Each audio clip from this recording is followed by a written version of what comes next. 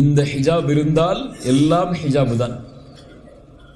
இந்த ஹிஜாப் இல்லாமல் இன்று முஸ்லிம் பெண்கள் அணியக்கூடிய பட்டுப்புடவை தோற்று போகக்கூடிய அளவுக்கு உள்ள ஹிஜாப் இருந்தால் எதுவும் ஹிஜாபாக இருக்காது.